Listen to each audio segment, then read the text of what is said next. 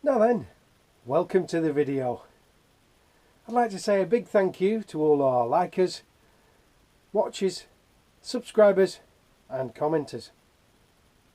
If you've got out to say, stick it in the comment box wherever YouTube's put it this week, and I'll do my very best to get back to you. We're mixing things up this time.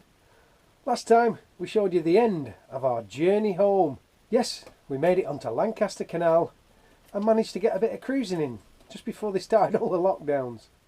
But before we show you them, we've had literally thousands, if not hundreds, well, one, asking, what's the inside of Laura look like?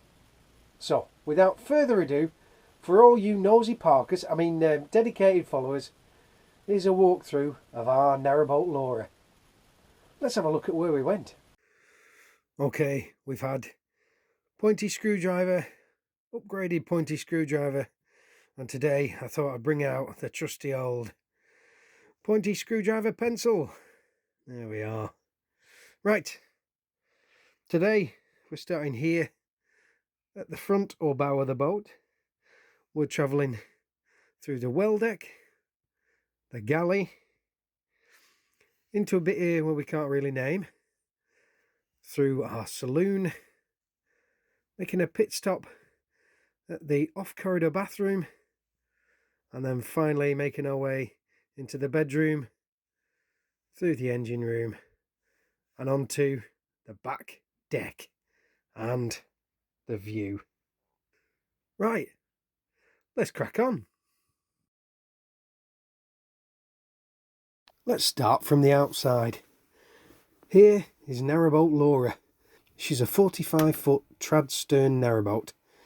She's single glazed and she was built by R&D Boats in 1988 or 89. She has a 1.5 BMC engine, which I'm told is bulletproof and never fails.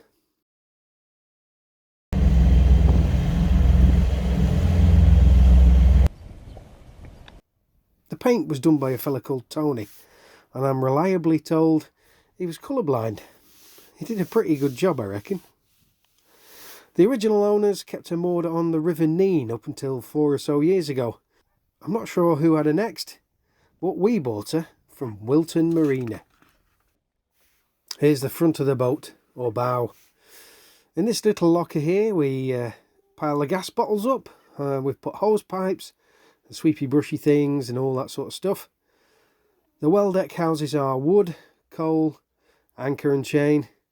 We also have the water tank here. Needs a bit of work, that.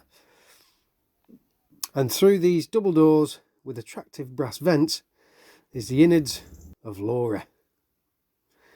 This video was shot in July 2020. There have been some changes, but not many. As we step into the interior of the boat, we are met with a kitchen, or galley.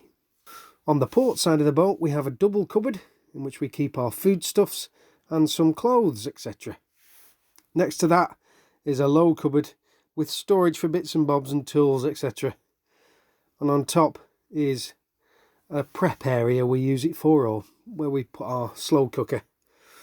On the end of this is a bookshelf. On the starboard side we have an area where we store water bottles. Underneath that is where we keep some paints. Next to that is our little cooker.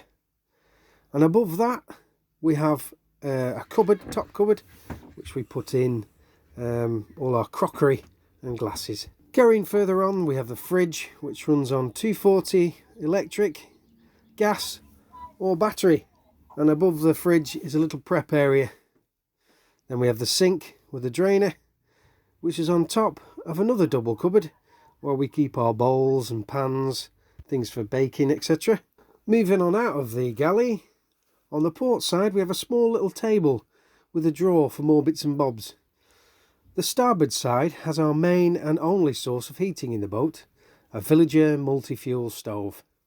This may seem small, but it can heat the boat very quickly. Before you know it, we're cooking in here. Beyond this area, which we haven't really found a name for, is the lounge or saloon. We have a fixed L-shaped sofa with a drawer and storage. We use the storage for extra bedding. The table on the starboard side is gone now. We now have a wobbly one which sits on a pole in front of us. Next up, the off-corridor bathroom. It's small but not really small. There's a deep shower tray because the pump isn't automatic, and a shower curtain to stop water getting out all over the floor.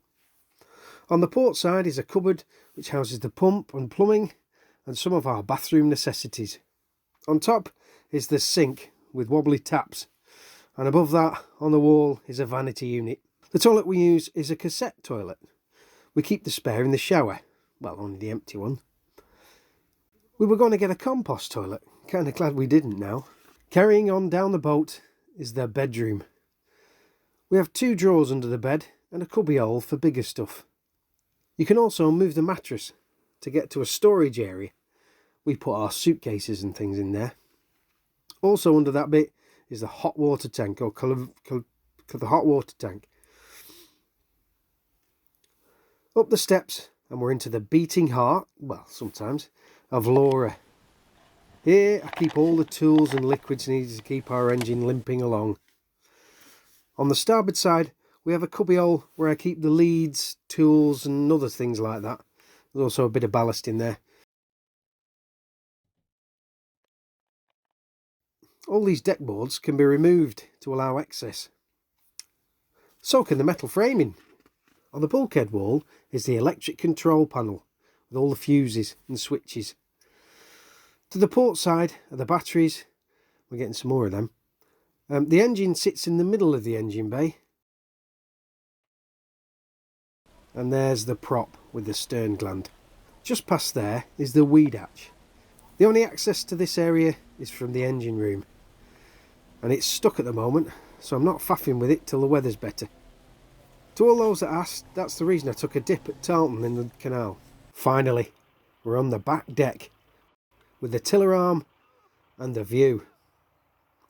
The exhaust is on the port side, and so is the plug for the shoreline electrics. As you can see, it's a pretty clean roof at the moment. We haven't got any solar panels or boxes yet. And that's it for the full tour. Now for the technical bit. The gas locker area is 3 foot long. The well deck is 3 foot 9.5 inches long. The kitchen is 8 foot 2 inches. The bit we can't name is 4 foot 7 inches long. The saloon is 6 foot 1. The bathroom is 6 foot. The bedroom is 6 foot 4. The engine room is 3 foot 7.5. And the back deck is 3 foot. There you go. Hope you enjoyed that. We're back cruising next week. We're on the Lanky and we're going to do some locks. Do you want to have a look? Here's a sneaky peek. Oh, can't wait.